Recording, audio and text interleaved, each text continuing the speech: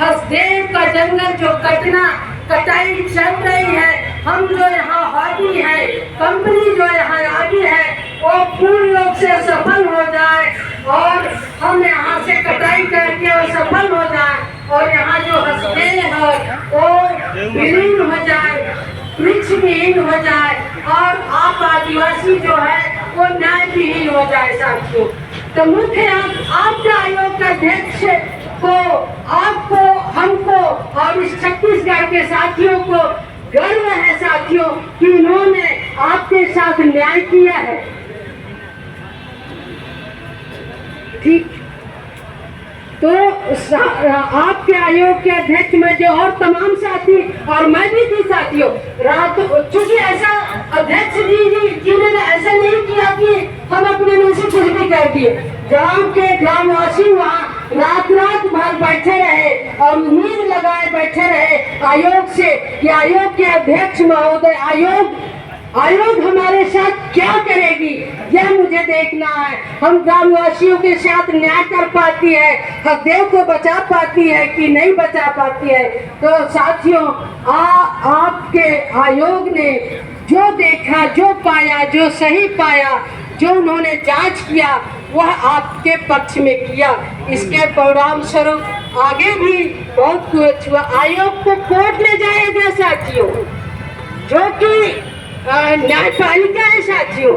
आयोग ले जाया गया, इसलिए ले जाया गया कि आप जो है ग्रामवासी हसदेव के पक्ष, आप निष्पक्ष रूप से उसको आप बचाने का काम किया है साथियों।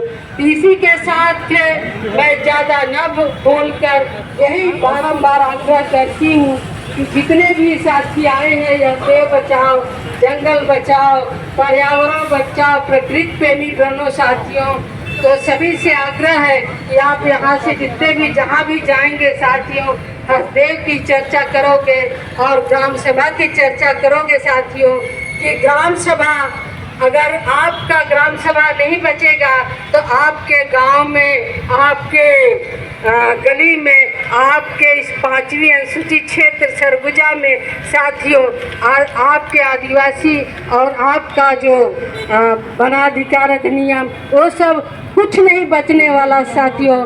तो आप सबसे अंत में यही कहूँगी कि ग्राम सभा बचाओ, हसदेव बचाओ, अपना अधिकार बचाओ साथियों। इसी के साथ जय हिंद, जय सेवा, जय जवाहर साथियों।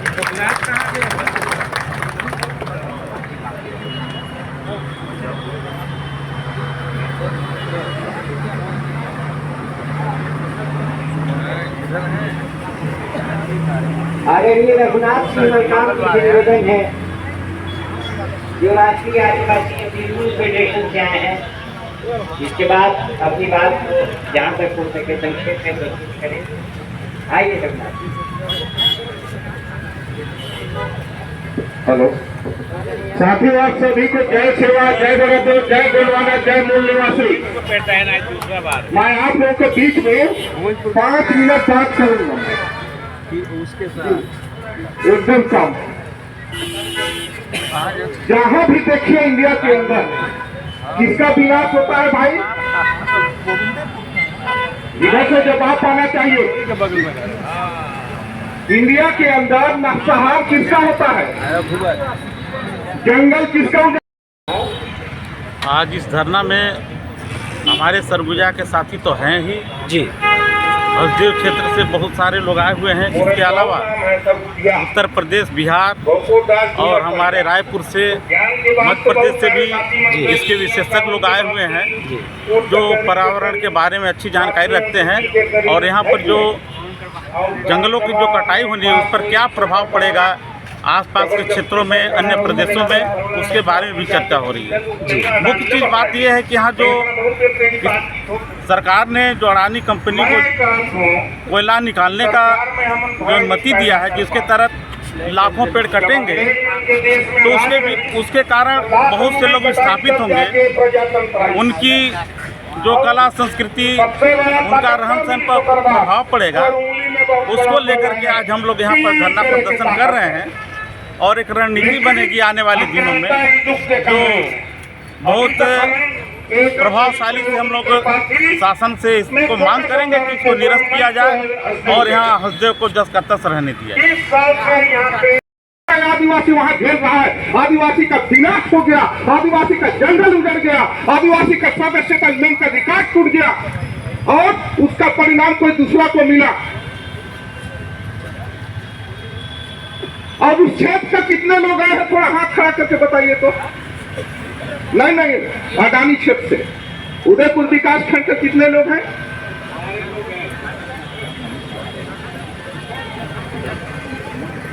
मैं बता दूं आप लोगों को, मैं अपने विवेक से 5 लड़ाई लड़ा, बड़ा मामला, 5 में सफल हो गया।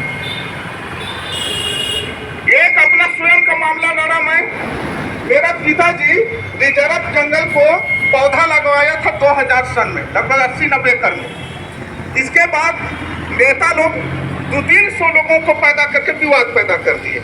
उस लड़ाई को मैं लड़ा, हाई कोर्ट भी मेरे पक्ष में माना, सुप्रीम कोर्ट भी अभी 22 जुलाई को ऑर्डर कर दिया मेरे पक्ष में। आदिवासियों का कल्चर, सभ्यता, संस्कृति, रीति रिवाज, परंपरा 2 अरब 97 करोड़ 56,925 साल पहले का है। इस चीज को मैं सुप्रीम कोर्ट में साबित कर दिया और ऑर्डर हो गया। 80 एकड़ जमीन को 22 तारीख को सुप्रीम कोर्ट मेरा पिताजी के नाम से ऑर्डर कर दिया। ये आदिवासियों का जंगल होता है, सुप्रीम कोर्ट ने माना। अभी एक ऑर्डर और अभी होने वाला है। 2008 में भूमि अधिग्रहण हुआ था, 34 करोड़ रुपया लोग मुआवजा लिए उस गांव के लोग। वो जमीन को मैं वापसी के लिए लगाया हूँ, कोर्ट ने मेरे को इशारा कर दिया कि आपका लड़ाई जायज है, इसमें आपको मिलेगा। इसी प्रकार साथियों, आप लोग सब एक ताकत बना के लड़िए तो अडानी आपका सामने कुछ नहीं है। अडानी आपको डरता है, लेकिन हमको किस दिशा का लड़ाई लड़ना है, अगर केस मुकदमा है तो उसको किस प्रकार पिटीशन तैयार करना है, ये चीज हमारे लोगों को आज तक मालूम नहीं। तो सिर्फ कानून के हिसाब से पिटीशन तैयार करते हैं, हम हिंदुवादी व्यवस्था से पिटीशन तैयार कर रहे हैं, इसलिए मुकदमा हटते हैं। इसलिए मेरा निवेदन है छात्रों सभी लोगों से कि अगर हंसदेव उजड़ रहा है, पास हो गया है, उसी को फॉलो कर रहे हैं। फिर आपको विदेशी घोषित करने के लिए कॉमन सिविल कोड जो 1952 में था, 2020 में एकदम 100% मजबूत कर दिए। एनआरसी, एनपीआर वो लागू हो गया अभी। इसलिए एक मिनट सर, इसलिए हमारा विनाश होना, इसलिए विनाश किया जा रहा है। तो हंसदेव सिर्फ एक मुद्दा नहीं, हमारे हर क्षेत्र से विनाश हो रहा है, हर चीज का विनाश हो रहा है। सिर्फ यही नहीं हो रहा, ऑल इंडिया के अंदर हो रही है। तो हमको सभी लोगों के लेकर लड़ाई लड़ना चाहिए। इसलिए मेरा सभी लोगों से निवेदन है कि सर्वप्रथम आप लोगों को जागने, समझने, संघर्ष करने का आवश्यकता पहले भी था और आज भी। इसी के साथ मैं अपना वाली बंद करता हूँ। सभी साथियों को जय सेवा, जय बड़ौदा, जय गुणवाले, जय मूल निवास। लेकिन मैं सरगुजिया हो, मैं भूमि के जन्मल हो, इस मिट्टी से मेरा भी उतना ही लगाव है ना। ये केवल आदिवासी समाज का लड़ाई नहीं है, ये सरगुजिया मन के लड़ाई है। ये देखा जब सबके में रह के चलिया तब ये लड़ाई ये आगू बढ़ी ना। ठगी हुई ठगे वाला, सब ठगरा भी नहीं है, विश्वास करके चलना पड़े।